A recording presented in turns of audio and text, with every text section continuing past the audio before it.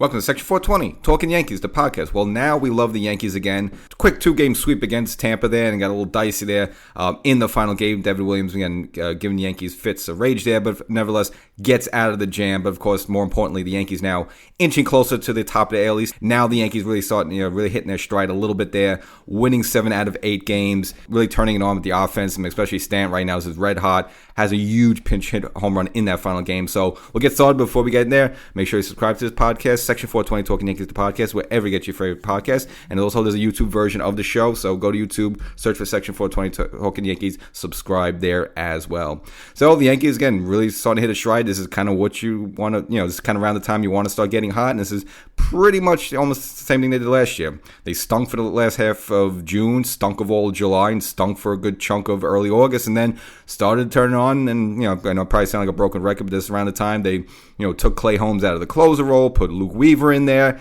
and the team just started to click a little bit and really started getting rolling there, and at least for the most part steamrolled their way to the World Series. Unfortunately, hit the brick wall of the Dodgers, but nevertheless at least got there. And this is hopefully seeing what this team is doing right now. Just starting to see them click a little bit, stabilize themselves a little bit with the starting rotation. The fact of putting Luis Heel in there, and now having all these guys up and down all the time, and the spot starting, and look like, these are going to be your 5 guys, looks at least the rest of the way there. As well as Schlittler as well, another good start for him. Again, it looks like he's just going to hold on to that 5th and final spot for the rest of the way, even though your Yarbrough is going to start a rehab assignment. Yeah, he had a nice little run there a couple of months ago there, but obviously he's someone who's meant for the bullpen, and I think that's where he should be. But it's, again, when he comes back. But now let's get into the Yankees.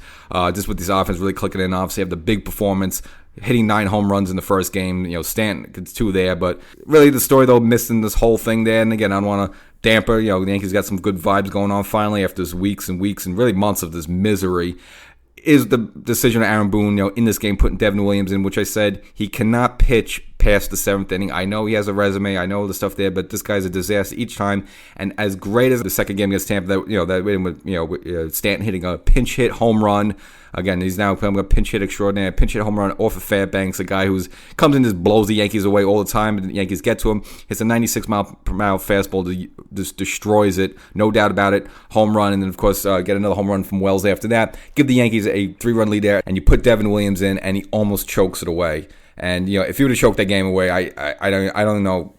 I don't even have the words to describe how it would have been. The Yankees get those home runs in extra innings there, and just have Williams cough the whole thing up. And he was just right there on the verge, getting slapped around. You have a 6-4 game with runners on second, third. All you need is a single, and that game is tied. Now, look, I'll give Williams some credit. Got the strikeouts when he needed there in a huge spot there, so I'll give him his credit there. But this is a situation he almost blew the game, and he could be out there in the 6th inning. That's fine. 7th inning on, I don't care who's left in that pen. Put anybody else.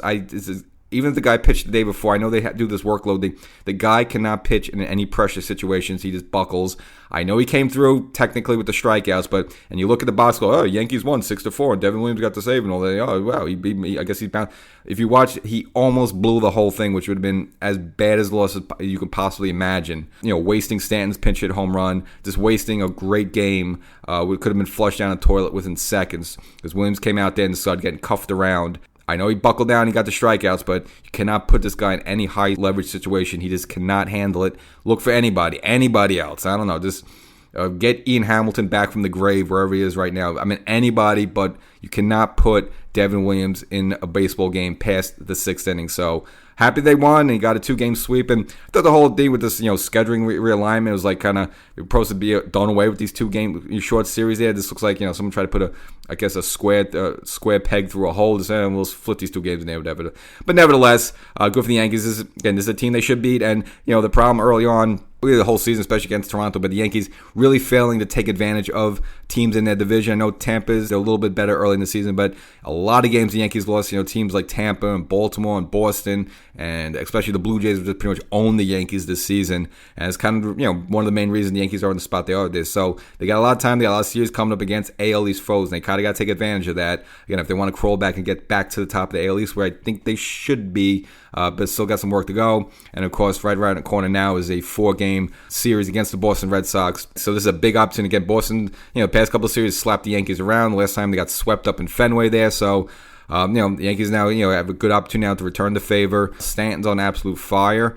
And even Judge as well, part of the home run barrage in that first game against Tampa. Looks like he's starting to get his home run stroke back, hit his 40th home run of the season. Obviously, you don't have to worry about him, getting 62 or 73. I mean, I think that's a little bit out of reach right now. Nevertheless, Judge is probably going to end up somewhere around 50 home runs, which is fine. And get some other guys like Trent Grisham and even Caballero, a new guy who, again, after that big era in Miami, maybe nobody wanted to see him anymore. But you're really seeing the value of him as well, just the way he could pay off with his speed on the bases. He also hit a couple pair of home runs in that game there. And if you look back in that St. Louis game, the final game there, just with his speed, able to get himself on third base in scoring position and get the go-ahead run. Again, a good weapon for the Yankees, and you're starting to see him flourish there.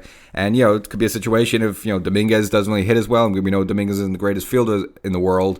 Caballero can maybe start taking some of his time there in left field. And, again, we still have a ways to go. Let's get there. But, I think it comes to a playoff situation. And if Caballero keeps hitting like this and keeps getting on base and doing things he could do, he could steal and stuff like that, maybe that's someone you would start in a playoff game over Dominguez just because you have to go with the best lineup possible. But again, a little too far. We'll dial it back a little bit. But the Yankees right now just rolling pretty good. 1-7 out of 8.